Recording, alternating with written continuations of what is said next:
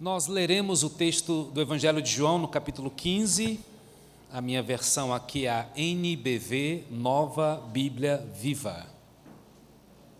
A palavra de Deus diz assim: Eu sou a videira verdadeira e meu pai é o lavrador ou o agricultor. Todo ramo que estando em mim não dá fruto, ele corta e poda os ramos que dão fruto, para que produzam ainda mais fruto. Ele já limpou vocês pela palavra que lhes tenho falado. Permaneçam em mim, e eu permanecerei em vocês. Pois nenhum ramo pode dar fruto quando está separado da videira. Nem vocês podem produzir frutos se não permanecerem em mim. Sim, eu sou a videira. Vocês são os ramos. Todo aquele que permanecer em mim e eu nele, esse produzirá muito fruto, porque separados de mim, vocês não podem fazer coisa alguma. Quando alguém não permanece em mim, é jogado fora como um ramo imprestável, seca-se, é ajuntado num montão com todos os outros e depois é lançado no fogo e queimado. Mas, estou no verso 7, se vocês permanecerem em mim e obedecerem às minhas ordens, podem fazer o pedido que quiserem, e isso será concedido. Os meus verdadeiros discípulos dão colheita abundantes, isso resultará em grande glória para o meu Pai. Vamos no verso 9. Eu tenho amado vocês, tal como o Pai me amou, permaneçam no meu amor. Feche seus olhos mais uma vez. Você pode orar assim comigo? Jesus, fala ao meu coração. Estou aberto para te ouvir, te obedecer. Amém. Queridos, nós estamos ministrando uma série de mensagens com o tema Uma Vida que Satisfaz. Falar de satisfação tem sido tremendo, porque esse é um tema que me pegou alguns anos atrás, quando eu me percebi um homem me sentindo com muitas faltas. E eu olhava para o meu passado e tentava culpar o meu passado das minhas faltas. E eu olhava para as minhas relações e tentava transferir para as minhas relações o que me faltava.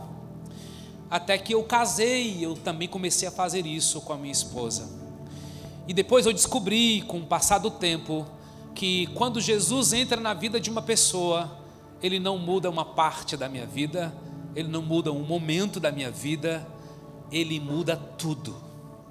Ele muda tudo, é uma mudança radical.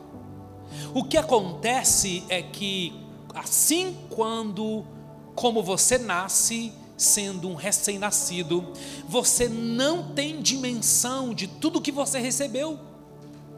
Você nem reconhece seus pais. Você nem sabe em que quarto você está entrando.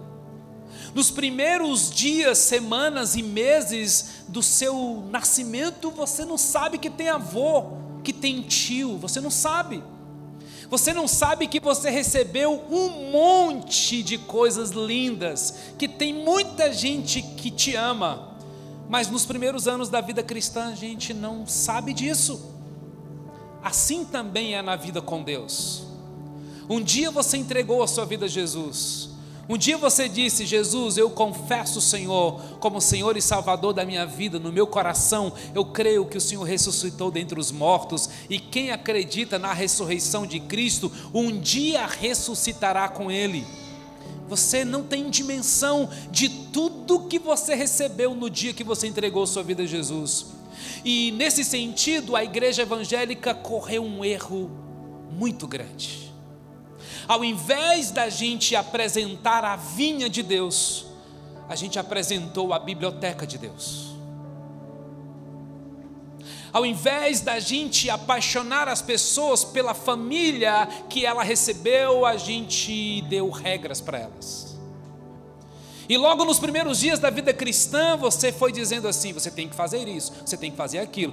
Pare com isso, tá? Pare com aquilo, tá? Isso está errado. E aí a gente entrou num sistema de autoritarismo, de dominação, de comparação. Isso é terrível, gente. Nós já temos denunciado isso e nós não queremos isso na Casa Viva. Eu sei que a grande maioria de vocês que hoje faz parte dessa casa não se converteu nessa casa. Veio de experiências, seja numa igreja católica, seja numa igreja evangélica, por mais bem reconhecida que seja na nossa nação, mas nós cometemos sim equívocos. Eu completo 25 anos de ministério esse ano, especificamente no mês de novembro. Eu sei que eu cometi muitos equívocos também como um líder espiritual. Deus já me deu a chance de pedir perdão para várias pessoas. E mais do que isso, mais do que alimentar-me da culpa, eu estou dando passos de maturidade, passos de leveza, passos de amor. Mas veja só, tudo o que você recebeu está dentro de você, é Jesus. E quem tem Jesus não tem falta de nada. Amém mesmo? Eu já ensinei a vocês que o salmo mais conhecido é o Salmo 23, o Senhor é meu pastor. Glória a Deus, vocês já não colocam mais o i. Não tem o i na Bíblia. O Senhor é meu pastor, vírgula. É uma afirmação, nada te faltará. E o fato de você ter recebido Jesus, está cheio dele, ele te deu uma nova identidade. A gente está vendo na palavra de Deus que Cristo é a videira, amém? Cristo é a fonte, e todo ramo que estando nele, conectado a ele, grudado a ele, Deus vai fazer duas coisas com esse ramo. Ou ele vai levantar esse ramo, porque está infrutífero, está imprestável, está caído, ou ele vai podar esse ramo. E se Deus está cortando você, ou está podando você, Ele usa uma tesoura. Para as duas ações é a mesma tesoura. E semana passada nós fomos fortemente desafiados pela palavra de Deus para assumirmos a nossa identidade de ramos e nos posicionarmos como ramos que discerne qual é a estação de Deus para a sua vida. É tempo de Deus te levantar. O texto vai falar que ele corta o ramo, mas nós aprendemos semana passada que cortar é uma péssima tradução da nossa Bíblia. No original é Deus levanta, Deus apoia, é a imagem daquele galho que é conectado a uma varinha, amarrado e fica junto com outros ramos, porque somente com outros ramos nós somos levantados de forma saudável. Se você não anda com outras pessoas, se você é um ramo que anda sozinho, você tem problemas, sérios problemas. Porque é na comunidade que nós treinamos os mais de 40 mandamentos recíprocos, isto é, uns aos outros, amai uns aos outros, servi uns aos outros, consolai uns aos outros, perdoai uns aos outros. E quem tem irmão sabe como isso precisa, né? E se você é filho único, se você não teve a experiência de conviver com amigos, com primos, você tem problema. Né? Porque você não foi desenvolvido em algumas habilidades, mas tudo bem, gente, todo mundo tem problema, tá? Faz parte, né? É para te dar a ideia de que a gente precisa, como ramo, estar conectado à videira. Veja só, como ramo podado, Cristo tem uma intenção: revelar o fruto que o mundo precisa, revelar o fruto que sua família precisa. Há um fruto lindo para nascer em você, para alimentar. Por isso que árvores frondosas, com muitas folhas, por mais belas que sejam, precisam ser tirados excessos. E aqui nós temos um grave problema, irmãos. Nós lidamos com excessos. excessos de trabalho, excesso de elogios, excesso de culpabilidade, muito excesso. Nós estamos aqui com uma tensão que o Espírito Santo de Deus precisa me dar muita graça para te ajudar a sair daqui mais leve, porque nós somos treinados para produzir e não permanecer. Hoje nós vamos mergulhar nessa palavra permanecer, mas antes eu preciso tirar o excesso de folhas, antes eu preciso ser muito honesto com você, e para te dizer, você está cansado pelo excesso de coisas que Deus nunca pediu para você, porque está chique dizer, correria minha vida, não tenho mais tempo para nada. Frases comuns, da qual você se constrange, né? Como é que eu vou convidar uma pessoa que diz que tem tempo para nada? Como é que eu vou chamar para tomar um café no final da tarde, porque estou tempo corrido? Aí quando ela diz assim, eu não consigo ter tempo nem para mim mesmo, aí ela está te dizendo, não me chama mais. Porque a nossa vida está corrido demais.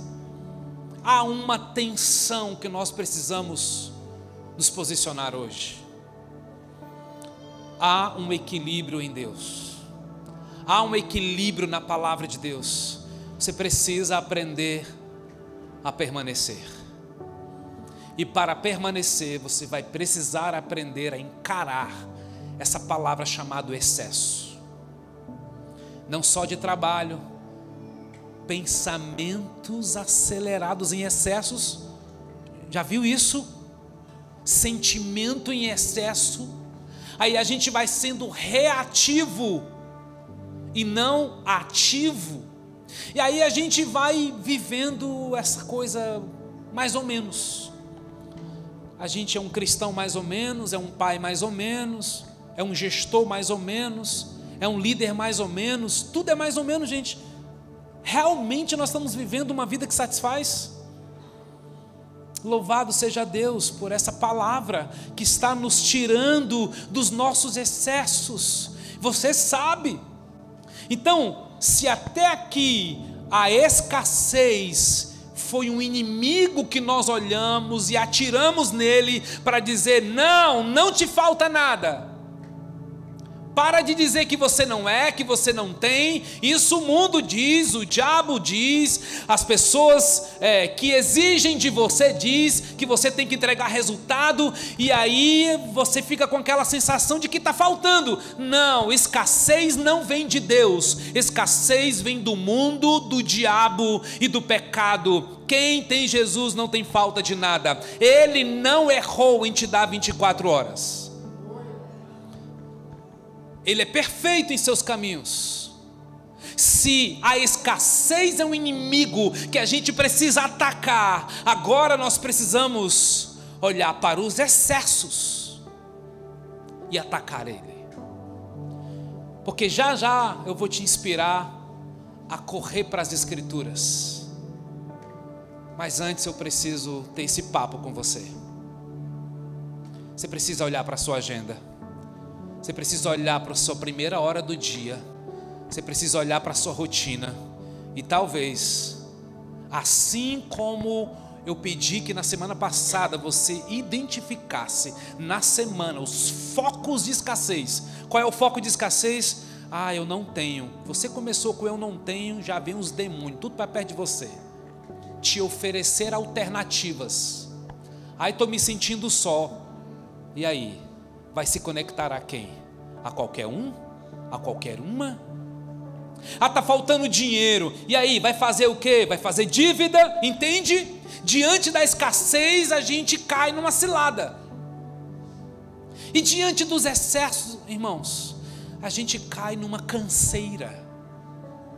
Razão essa porque Jesus disse assim: vinde a mim, todos vocês que estão o quê? Cansados e sobrecarregados, e eu lhes darei descanso, eu vos aliviarei. E Ele vai prometer para nós um descanso para a alma. Então o descanso de Jesus ali não é o descanso de um final de semana de praia.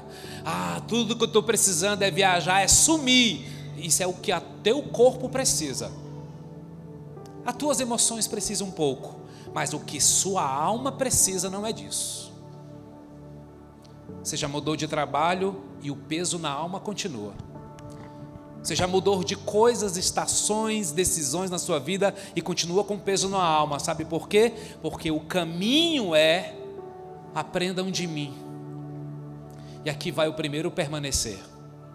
João 15:4. Permaneçam em mim. Permaneçam em mim. João 15:7. Se vocês permanecerem em mim e as minhas palavras permanecerem em vocês. Segundo, permanecer no texto. Como o Pai me amou, assim eu vos amei. Permaneçam no meu amor. Terceiro, permanecer. Em outras palavras, você precisa aprender a permanecer nele. Isso é relacionamento. Você precisa aprender a permanecer nas suas palavras. É Bíblia. Você precisa aprender a permanecer no amor, o que transforma qualquer realidade. Você está pronto para isso?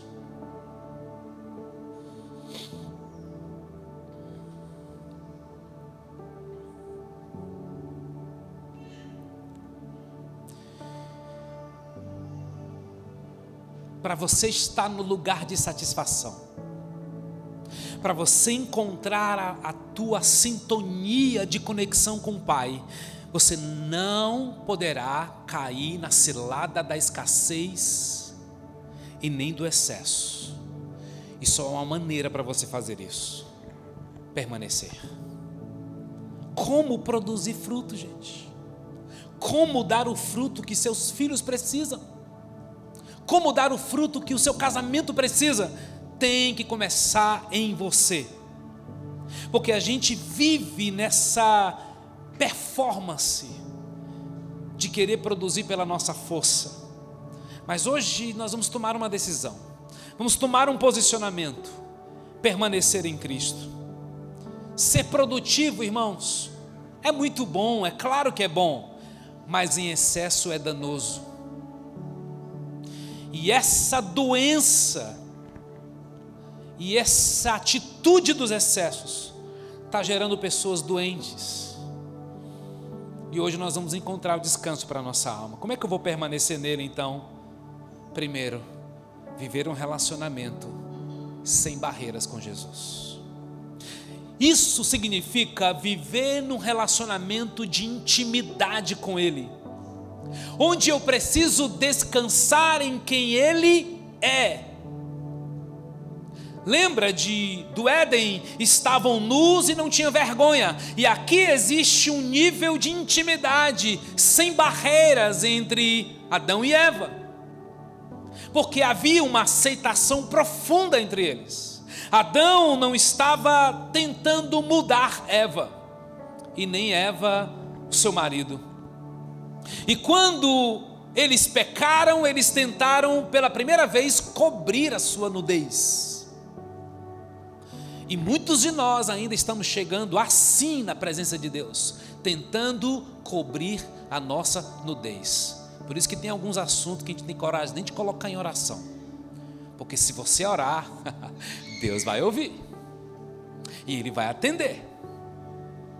Então Jesus nos convida para ter uma intimidade com Ele, e em intimidade você recebe direto da fonte.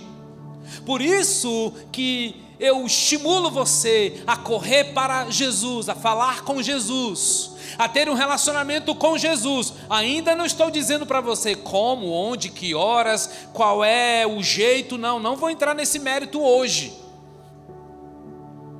porque relacionamento não cabe nos nossos formatos, não é verdade? A única certeza que eu tenho, irmãos, que no meu casamento, o nosso alvo continua sendo um. O nosso alvo continua sendo por unidade de alma, de sensibilidade. E os maridos sabem como as esposas dão sinais, muitos sinais. Deus me dá mais sensibilidade para captar os sinais. Em parte por respeito a você, em parte porque reconhece talvez o seu estágio de cansaço. Mas ele está tão cansado, mas eu queria tanto. Aí aquela guerra, mas ela vai dando sinais, gentilmente, amorosamente, e a gente vai progredindo. Às vezes é orgulho mesmo, não pede, devia pedir, viu, esposa? Eu gostaria que você fizesse isso. É só pedir, que às vezes o caminho é mais fácil. Fecha parênteses. Cristo é o nosso noivo, irmãos. A igreja é a sua noiva.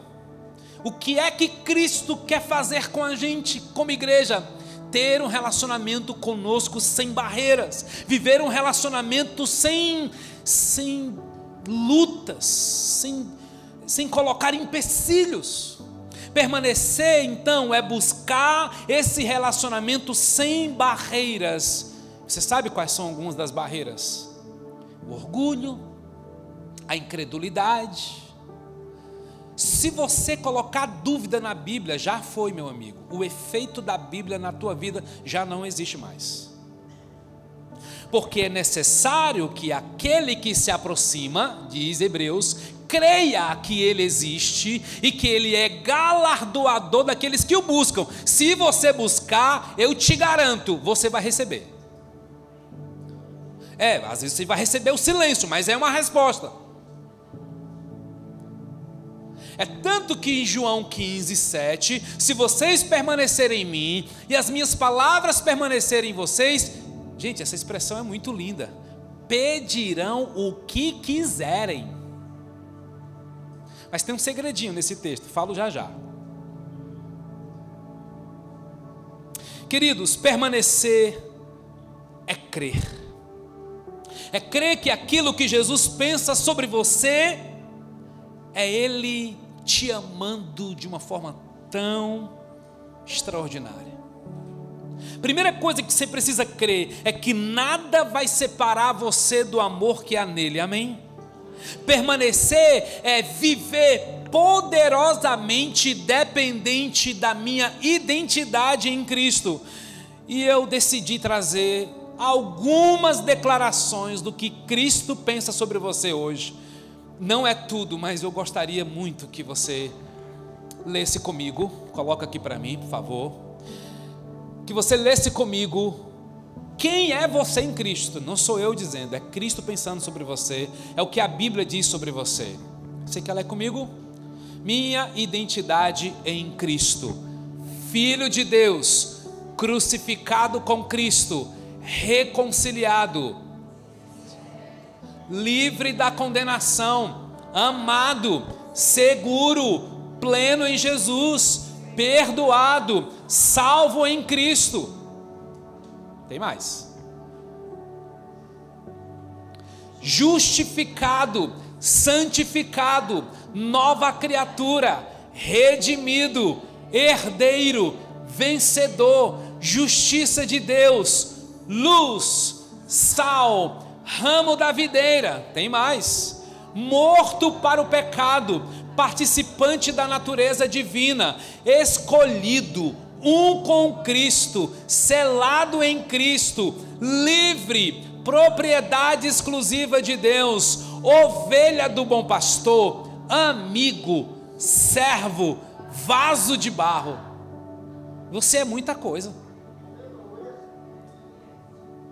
E em Cristo eu tenho, vamos lá, vida eterna, o Espírito Santo, esperança, a mente de Cristo, as promessas de Deus, meu nome escrito no livro da vida, uma morada nos céus, uma vida de boas obras, uma vida perfeita. Jesus, tem mais, em Cristo eu tenho uma família, a igreja, perdão dos meus pecados, a unção do Espírito Santo, a armadura de Deus, uma missão, fazer discípulos.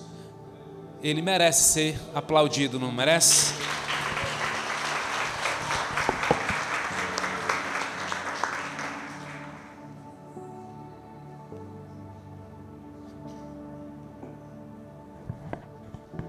Quantos apresentaram isso a você no dia da sua conversão?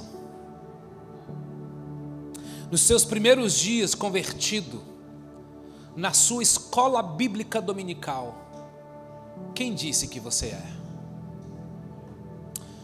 Por isso, amados, muitos de nós, 5 anos convertidos, 10 anos, 20 anos, 30 anos, ainda patinamos na fé cristã por não saber quem somos. Isso aconteceu comigo também. Mas Ele tem uma nova chance para nós. Como é que eu vou viver, gente, nessa perfeição da abundância de Cristo? Permanecendo, gente. Isso confronta alguns dos seus paradigmas. Não foque na experiência, foque em Cristo. Permaneçam em mim, isso é, não foque no momento, não foque na reunião, não foque na regra, não foque no método, nem na forma. Aprenda a se relacionar constantemente com Cristo, de modo que você pode falar com Ele a qualquer momento, levemente, profundamente, constantemente. Jesus, seja o meu abrigo agora, que eu estou me sentindo desprotegido.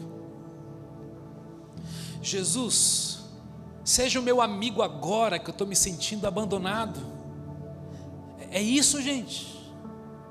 O segredo é permanecer, para que o seu nível de satisfação permaneça em alta, porque não te falta nada. Orlando, então, a gente não peca mais, é isso? Não é que eu peco menos, é que eu permaneço mais. Quanto mais eu permaneço, menos eu peco. Sem relacionamento com Jesus, irmãos, é impossível ter um cristianismo verdadeiro.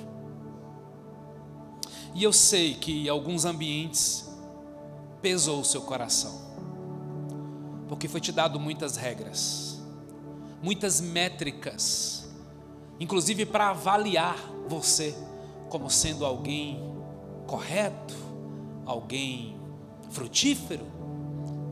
Não, isso não. Vamos aprender a correr para Jesus.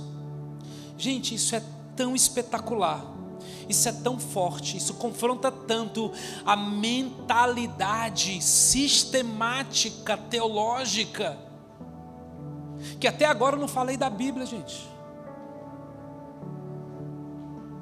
Até agora eu estou falando de um relacionamento com Jesus, porque Jesus mesmo disse: vinde a mim. Jesus mesmo disse em Mateus 4,19 aos seus discípulos: sigam-me. Mas você não vai ver nenhum versículo no Novo Testamento Jesus dizendo assim: estude-me. Ele vai nos chamar para a intimidade. Quem beber da água que eu lhe der nunca mais terá sede.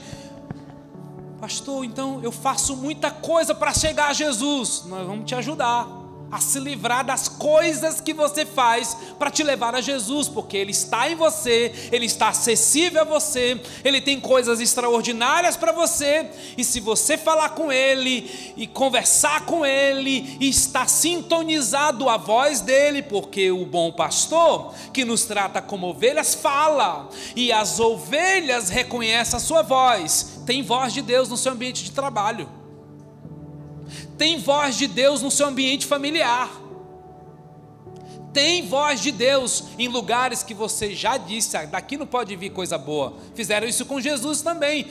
Cuidado, meus irmãos, porque tem muito pai aprendendo a ser pai na marra. Podia ser mais leve, porque Deus fala tanto com a gente através dos nossos filhos. Deus fala tanto com a gente através das circunstâncias, porque seguir a Cristo é mais importante do que defender o cristianismo. O mais importante, irmãos, é a minha devoção a Cristo e não ao cristianismo, a história do cristianismo, até porque o cristianismo é indefensável. Mais importante é crer e desfrutar na pessoa de Jesus. Isso é mais importante, mais importa a minha vida com Ele, beber dele, do que ler sobre Ele. Espera aí que já já a gente vai chegar na Bíblia. Porque imitar a Cristo é mais importante do que aderir a uma religião. Por isso que Mateus 10, verso 24 e 25 vai dizer: o discípulo não está acima do seu mestre, nem o servo acima do seu senhor. Basta ao discípulo ser como o seu mestre e ao servo como o seu senhor. Deixa eu te dizer uma coisa: Jesus espera sim que você seja igual a Ele. Porque Jesus nunca vai pedir algo para você que antes Ele já não tenha lhe dado. Sabe o que é misericórdia? É Ele te amando com as misericórdias que se renovam a cada manhã e dizendo para você: você pode ser misericordioso porque você já agradeceu a mim hoje de manhã que as minhas misericórdias se renovaram? Ou você acha que a misericórdia que Deus derramou sobre você hoje não é suficiente para você amar seu amigo, irmão, vizinho, cunhado, sogro, sogra, seu patrão? Claro que é possível. Sabe o que é graça? É Deus dando a mim o que Ele espera de mim. Se Deus derrama graça no meu coração, Ele espera que você seja gracioso com alguém. O que não cabe na minha mentalidade limitada é alguém que tem tanta intimidade com Deus, mas não tem amor pelo próximo. Isso não cabe, gente. Isso não cabe. Mas já já eu vou permanecer no amor. Como eu permaneço em Cristo? Primeiro, um relacionamento sem barreiras com Jesus. Continue, pastor. Onde é que você vai chegar? Permanecer em Cristo é depender da palavra de Cristo. Quanto a você, diz 2 Timóteo capítulo 3, verso 14 a 17. 2 Timóteo capítulo 3, verso 14 a 17. Quanto a você, porém, permaneça nas coisas que aprendeu e das quais tem convicção, pois você sabe de quem aprendeu, pois desde criança você conhece as sagradas letras, que são capazes de torná-lo sábio para a salvação mediante a fé em Cristo Jesus. Toda a Escritura é inspirada por Deus e útil para o ensino, a repreensão, a correção e a instrução na justiça, para que todo homem de Deus, toda mulher de Deus, seja apto e plenamente preparado para toda boa obra. O melhor curso é a Bíblia. Agora, falando de método, falando de estímulo, a Bíblia é sim suficiente para nos orientar a viver, porque no ensino Ele me diz por onde eu devo caminhar, na repreensão Ele me avisa do que eu tenho que me desviar, na correção Ele me chama a voltar para a rota certa, na instrução Ele diz por onde eu devo prosseguir. A palavra de Deus é suficiente. As sagradas escrituras é como uma bússola, meus irmãos. E conhecer da palavra, usufruir da palavra, vai me ajudar na minha performance no meu trabalho, nas minhas decisões diárias, na minha caminhada, porque ela vai endireitando as veredas e me conduzindo primeiramente para um relacionamento com Jesus. Por isso, não abra mão do seu devocional diário, se possível, num lugar fechado, secreto, só você e Deus, sem sons, sem atrapalho. Se possível, coloca uma plaquinha na tua porta, inclusive para os teus filhos saberem. Aí quando encerrar, tu volta lá e vira a plaquinha, né? Mas tenha esse tempo, para que você seja conduzido a Deus, porque é impossível, meus irmãos, você ter um relacionamento com Deus, ler a carta de amor dele, os 66 livros, e você ficar indiferente. Por favor, não faz isso. Medita mesmo na palavra, e para meditar você precisa de solitude. Para você meditar você precisa sair do seu cronos e ir para o kairós de Deus, porque ouvir a Deus nas escrituras é poderoso. Josué 1:8, não se aparte da tua boca o livro desta lei, antes medita. É um passo além da leitura. Medita nela de dia e de noite, para que tenhas cuidado de fazer conforme tudo quanto nela está escrito, porque então farás prosperar o teu caminho e serás bem-sucedido. É por causa da palavra de Deus que as minhas orações são corrigidas, e então eu posso orar segundo a palavra, e eu vou receber tudo que eu pedi, não tudo que eu quero, mas tudo que, tendo uma mente saturada pela palavra, mexido pela palavra. Aí você diz: Deus, toda sorte de bênçãos foi derramado. Deus, eu não estou vendo abundância, então derrama aqui, Senhor. Eu quero abundância na minha casa, eu quero abundância conjugal, abundância financeira. E você pode ser ousado, porque eu estou impressionado com a quantidade de crentes tímidos, quando Deus já liberou promessas. Quem sou eu? Aí eu vou te mostrar a lista, se tu disser isso para mim. Ah, mas eu não mereço tanto, né? Não é sobre merecimento, é sobre graça. E Ele derramou, e você pode clamar, pedir, declarar, bater na porta, que a porta vai se abrir, buscar e você vai encontrar. Há estímulos para isso, irmãos. Não desista de orar, Deus continua fazendo milagres.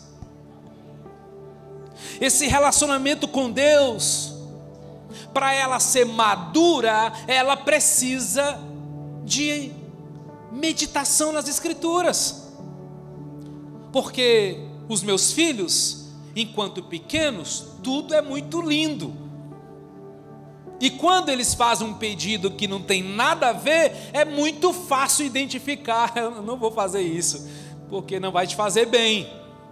Mas só que eles crescem, e aí eles já conhecem mais você, porque lá nos dias de recém-nascido, ele não conhecia bem o pai e a mãe que tinha. Agora eles estão vendo como você age, como você reage, e antes deles encontrarem o entendimento das escrituras, eles precisarão ler a Bíblia em mim, em você.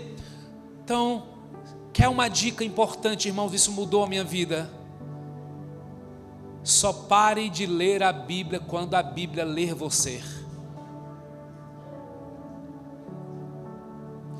Eu li, não senti nada, ore de novo. Eu li, não estou entendendo nada, leia mais uma vez. Eu estou lendo, ainda continua sem fazer sentido, deixa a Bíblia aqui do lado, dobra os joelhos e diga: Pai, eu quero ouvir a Tua voz. Ou você acha que os seus filhos pequenos conseguiram identificar a tua voz logo nos primeiros dias, nas primeiras semanas? Está tudo certo, não se assuste não. E não tem problema não você ficar arrasado com você. Meu Deus, eu tenho 30 anos de crente e não consigo ouvir a voz de Deus. Relaxa, é daqui para frente. Se culpa não. Você não foi ensinado a ouvir a voz, você foi ensinado a cumprir regras. Você foi ensinado a ler a Bíblia no começo do ano e chegar no final do ano, consegui, e daí? Mudou o quê? Transformou o quê? Então, antes de você celebrar a conquista da leitura da Bíblia, peça para a Bíblia ler você, porque mais do que ouvir, é praticar que vale, não é verdade? Isso está em Tiago capítulo 1, verso 22. E lembrem-se, coloquem em prática a palavra, e não sejam apenas ouvintes, Portanto, não se enganem, pois se uma pessoa apenas ouvir e não a colocar em prática, é semelhante a um homem que olha o seu próprio rosto no espelho e depois de olhar para si, logo se afasta, não se lembra de como é a sua aparência. Entretanto, se continuar olhando com firmeza na lei de Deus, que traz liberdade, e não esquecer, mas praticar o que ela diz, Deus abençoará grandemente essa pessoa em tudo quanto fizer. Mas eu preciso chamar a sua atenção para um verso de João capítulo 5, verso 39. Coloca para mim. João 5:39. E aí eu quero conectar agora o primeiro ponto com o segundo ponto. A primeira coisa que você tem que fazer ao acordar é levar a tua mente, tuas emoções a Cristo. Por isso eu tenho dito para vocês: Jesus, que bom que o Senhor vive aqui, o Senhor está dentro de mim. Olha Jesus falando aqui com os fariseus: vocês examinam as Escrituras, porque julgam ter nelas a vida eterna. Para aqui. Vocês estão examinando, lendo a Bíblia, dizendo assim: cara, isso aqui é poderoso, isso aqui é eterno, e são elas mesmas que testificam de mim, está tudo certo. Próximo, continua. Contudo, vocês não querem vir a mim. Gente, isso aqui é muito forte. Eu já conversei com muita gente que quis me dar uma rasteira através da Bíblia. Eu já conversei com muita gente querendo me convencer de coisas através da Bíblia. Mas sabe quando você olha para o coração e diz assim: cara, não tem pureza, não tem amor, não tem graça, não tem... Está estranho essa conversa aqui. Sabe quando alguém quer te pegar em alguma coisa? Sabe quando alguém quer te forçar a entender algo? Porque não tem relacionamento, gente. Nós fomos treinados a fazer os mesmos com os nossos filhos. A gente dá regras para eles, a gente quer que eles cumpram. E é tão frustrante quando eles não cumprem. E quando o resultado é ruim, dói mais ainda, não é? Mas você fez relacionamento com seu filho? Você tem relacionamento mesmo? Você chama o seu filho e diz: eu quero ouvir teu coração. Como é que você está? Eu não quero saber se a minha regra você cumpriu ou descumpriu. Como você está? Como você está diante da sua desobediência? Cuidando dele, se importando com ela. Entende, gente? Ah, se nós tivéssemos ambientes mais acolhedores, mais empáticos, não é conivente, mais receptivos, mais amorosos, a palavra entraria com um pouco mais de sabor, com um pouco mais de amor, porque a gente precisa aprender a se relacionar, e a nossa cultura não ajuda muito. Por isso tem aquelas falas estranhas: homem não chora, porque não foi ensinado a ter um ambiente para expressar suas emoções. Teve que aprender a ser seco, insensível, duro, ríspido, porque não teve uma mãe que disse, espraguejou, falou toda a besteira que queria, botou para fora. Era só emoção, era só a frustração, falou tudo que quis.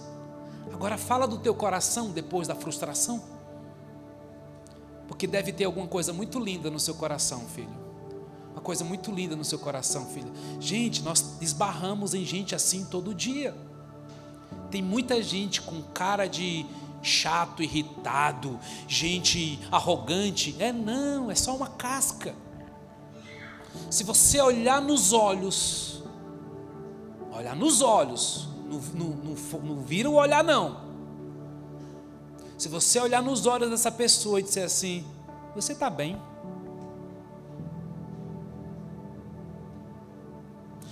Esses dias eu entrei lá no meu condomínio e tinha uma senhora chorando lá no saguão. E eu parei. E eu olhei nos olhos, perguntei o nome dela e disse: senhora, está bem? Tá vendo que eu não estou? calma, eu não tenho relacionamento com ela, não tenho intimidade. Vai que ela não quer falar comigo, né? Aí ela já foi falando, eu não sabia como resolver. Até aí tudo bem. Eu disse, pois eu vou orar pela senhora. Coloquei a mão na cabeça dela e orei por ela. Um olho fechado e outro aberto. Eu não sabia o que vinha, né? E eu disse, aí fui para o meu apartamento. Um dia depois ela me encontra e disse, a sua oração fez toda a diferença. Eu consegui chegar no hospital bem, mais tranquilo, que ela estava bem descompensada. E ela foi em paz e agradeceu. Eu disse, eu vou lá na sua igreja. Eu nem convidei. Relacionamento, gente.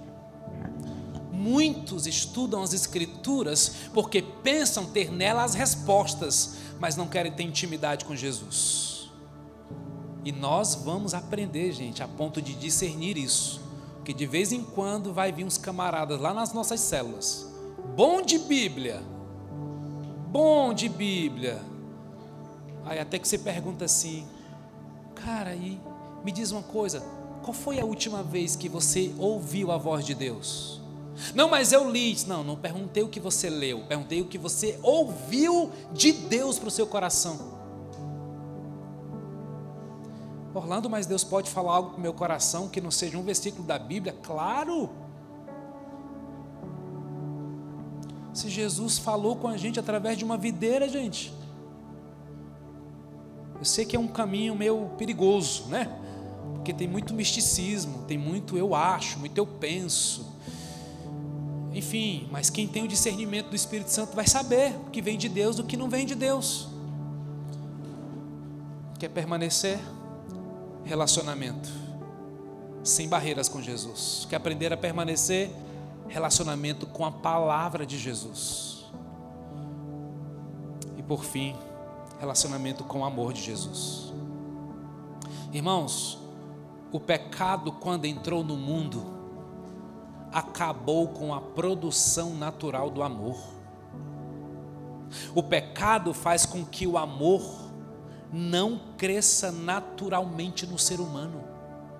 O pecado, ele mata aquilo que é semente divina. Quando o ser humano morreu, quando Adão e Eva comeram da árvore, não significa que eles pararam de existir, mas eles morreram no sentido de que não estão mais vivendo para o seu propósito. Qual é o fruto? O fruto é o amor. Morrer na Bíblia não é só parar de existir, é parar de amar. Cristo veio ao mundo como o primeiro ser humano, desde o primeiro Adão, e vive sem pecado. E sem pecar significa amar sem parar. Já observou isso? Jesus amou em todo o tempo.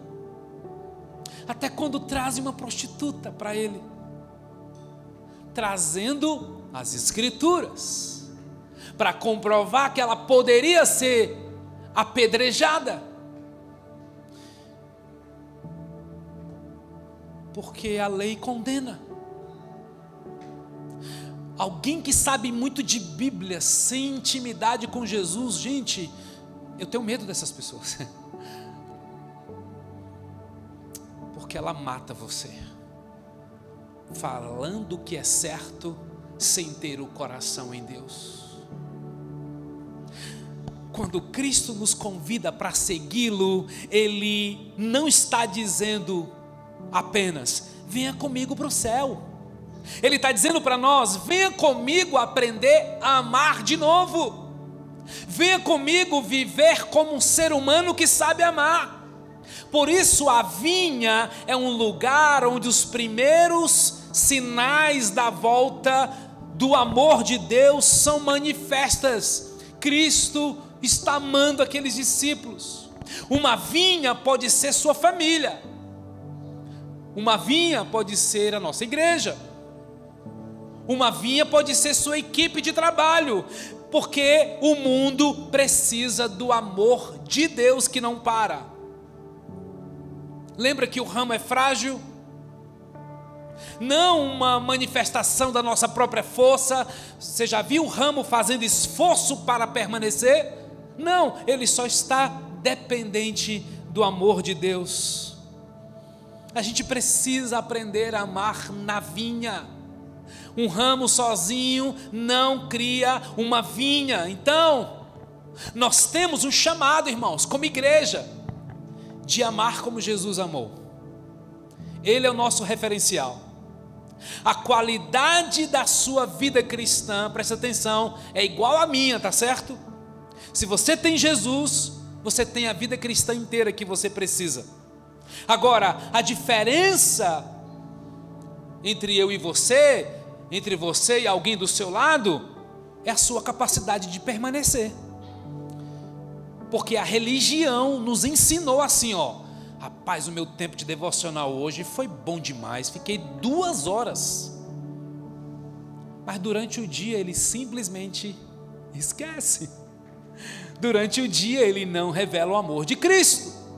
Durante o dia ele não vive coerente com aquilo que ele leu. Por isso, permanecer é a tarefa mais importante de um discípulo. Porque nós estamos cooperando com Jesus, momento a momento, 7 dias por semana, 24 horas por dia. Para quê? Para que a glória de Deus apareça. E quando isso acontece? Quando é que isso acontece? Quando você permanece no seu amor, João 15:9. Permaneçam no meu amor. A glória de Deus chega na minha casa quando eu amo. A glória de Deus chega no meu casamento quando eu amo minha esposa. O amor, gente, é a maior marca de um discípulo. E quando eu amo, eu sou capaz de conviver com todo tipo de gente. Não adianta fugir. Se você aprender a amar, Deus vai colocar pessoas difíceis do seu lado. Para que eu fui dizer isso? Alguns vão dizer assim, não, então não quero aprender a amar não. Deus vai te capacitar. A gente é frágil como ramo. Nós não temos como se defender, não precisamos nos defender, porque nós somos chamados para ser ramo, para sermos ovelhas. Nós não fomos criados para ser aquela pessoa que se defende, que se justifica, que culpabiliza, que transfere. Até quando? Até quando você ficará nessa, sem viver mudanças de estações? Gente, eu estou dando um spoiler aqui, mas próxima semana a minha esposa vai pregar aqui sobre isso. As estações de Deus para a gente viver o permanecer. Se ela estava pensando em não pregar, acabou hoje. Né, amor? Já é certeza. As estações de Deus. Cara, como é que você vai amar na estação da poda? Como é que você vai amar na estação da corta? Como é que você vai amar nesses desafios da vida, na produtividade? Porque tem gente que está dizendo assim, não, é porque você não conhece meu ritmo, pastor, você não entende que minha vida é corrida mesmo. Tá bom, eu entendo mesmo. De certo modo eu também tenho minhas correrias. Eu corro toda segunda, quarta, sexta, sabe? Brincadeira, né? 7 quilômetros, 10 quilômetros. Vamos aprender, irmãos, a permanecer. Eu poderia hoje te fazer um desafio, e aí vamos falar, vamos ler o Novo Testamento em 3 meses. Ainda não, eu estou pensando sobre isso, mas hoje não. Hoje eu quero que você saia daqui dizendo assim, meu Deus, eu preciso estar com Jesus. Se eu pudesse te dar uma dica seria, louva mais, cara.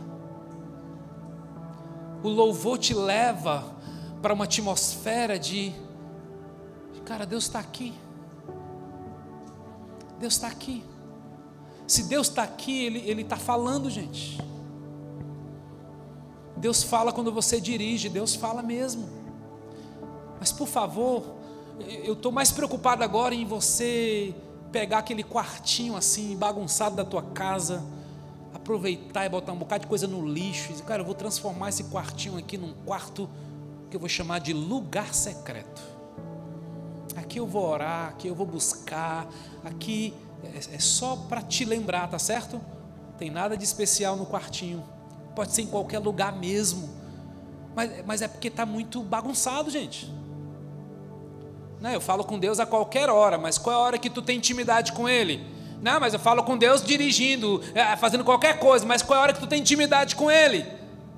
Se você não tem intimidade com Deus assim, essa é uma forte indicação que você também não tem momento de intimidade com as pessoas que você ama. Porque, gente, eu falo com minha esposa diariamente por WhatsApp, mas bota uma semana só nós dois no WhatsApp, alguma coisa vai dar errado. Entende? Preciso me relacionar com ela, olhar no olho, sentar à mesa, conversar, elogiar, amar, presentear, honrar, edificar, discordar, somar. Precisa de relacionamento. Eu estou mais preocupado com isso essa semana, sabe? Que você diga assim, cara, eu não tenho sede de Deus, cara, tem alguma coisa errada. Aí eu queria que você ficasse angustiado com isso. Cara, pois não é que eu fico a semana todinha sem ler a Bíblia e estou bem, tu tá morto. Bem morto. Uma semana sem Bíblia, cara. Meu Deus. Meu Deus. Eu queria que você saísse incomodado daqui com isso. Eu preciso separar espaço para Deus, para intimidade. Como você vai fazer? Não vou cair no erro que eu acabei de denunciar. Eu não vou para a religiosidade. Mas por que eu? Deixa eu falar como é que eu faço. Não, vou dizer não. Vou dizer não, porque senão eu vou querer criar padrões. Eu não vou criar padrão para você. Posso te ajudar, mas eu não vou criar padrão para você. Porque você vai ouvir Deus, aí você vai começar a compartilhar na sua célula. Cara, eu ouvi Deus essa semana. Você sabia, cara, que eu fui no culto lá da Casa Viva, mas só teve uma palavra que não foi nem dito pelo Luciano do Louvor, foi nem dito pelo Orlando, que é pastor, foi dito no corredor, um abraço, uma frase que eu recebi, sabe, essa sensibilidade, mais sensibilidade para ouvir a voz de Deus. Você topa? Então a gente vai terminar cantando uma música.